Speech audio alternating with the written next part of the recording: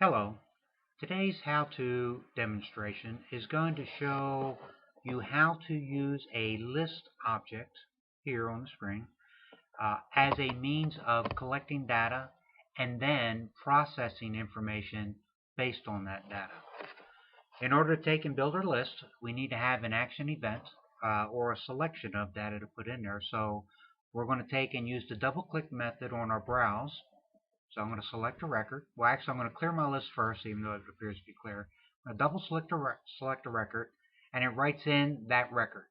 Genesis verse for chapter 14, verse 21. Okay, we can scroll down, select another one. There you go, Proverbs 28:27, and let's grab one of the all-time favorites, Revelations 22:17. Now, in order to be able to take and use this information, I selected in my list, so let's select Revelations, and we'll say Open List Book. Click it. There it is, Revelations, and there's the text that goes with that verse. Now, that I'm in here, this is a drop-down tree event, by the way, so I can show you how that works. Let me just grab Esther, get the book, and there you go, and everything refreshes accordingly. Okay.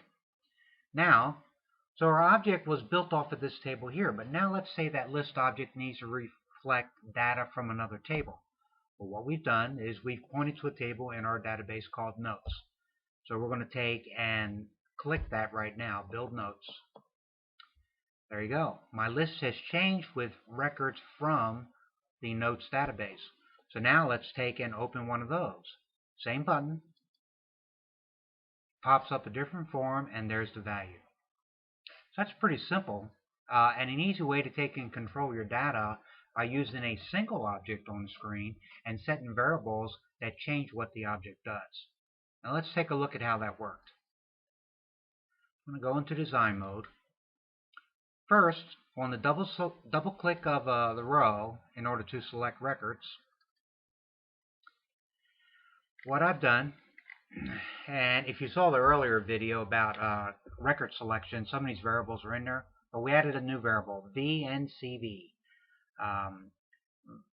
And then we also added xlist source, which is a shared variable. Here I'm telling source to be verses. Down here I said VNCV to equal the values in the current table, which is verses, to be the book name, the chapter number, and the verse number separated by a colon. Once that's done, I take another variable called vString, and these are on the form, by the way, variables on the form, and I take and build that string just like I did master in the record database. Here's where I'm taking and I'm creating a string which will be the control line feed value to build my list object. Then I have to set a watch variable in order to take and tell it that the values have changed. So I use a watch variable, CDV, and I set it to 0, or if it's 0, then I change it to 1. If it's 1, I change it to 0. That's pretty simple. Refresh the list and refresh the form. Okay, that's how that one works. Now, let's take a look at our Open List object, or Open List Book button. There you go. If xlist source equals verses, then set another variable, cname, to equal the value of verse list on my form. Then I open up my new form using the form load method, King James Bible Reader, and I'm popping it up so that it floats above the screen and setting it to center and middle. Then I run a query on that form. Now notice here that in the query, when I call out the fields and I want to include that quote colon or that colon between the values, I have to take and quote that. So I use the backslash as an escape character to make that quote work correctly.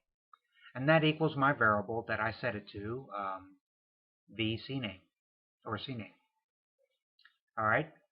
Now, so that's that one. Now let's go back out here and look at the build notes.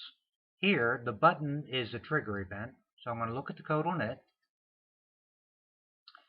Okay, Here I'm using a high-level function from Alpha Software that's called External Records Content Get. It's a very good function and is very easy to use. First, I set my XList source to notes. I clear my string, and then I rebuild my string using that function. Let me scroll over so you can see how that's written.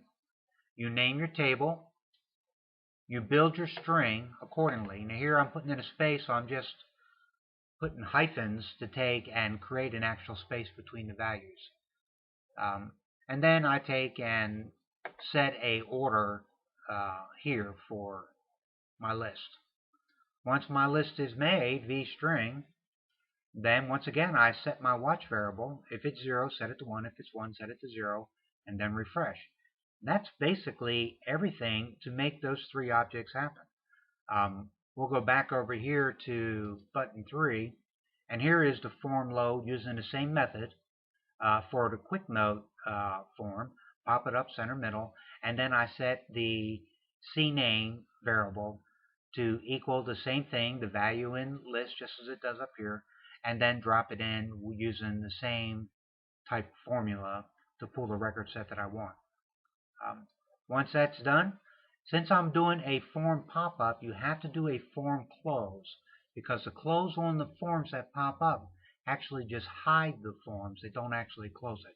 So by recalling it, you then close the form. Let's take one more look at it and watch it run. So we're going to clear our list. I'm going to go over here, just scroll up, and we'll grab Samuel 9, Samuel 14. So now we select it, and we open our book. There it is, Samuel 9. Pretty easy. And let's build our notes. Let's grab a different note this time. Let's go down here, The Octopus, Chapter 1. And there you go. That's it for today. I hope this video has been helpful for you. Oh, and by the way, all these videos are done on Windows 7. The TakeCharge software is able to run on Windows 7, Windows XP, and Vista. Thanks a lot, and have a great day.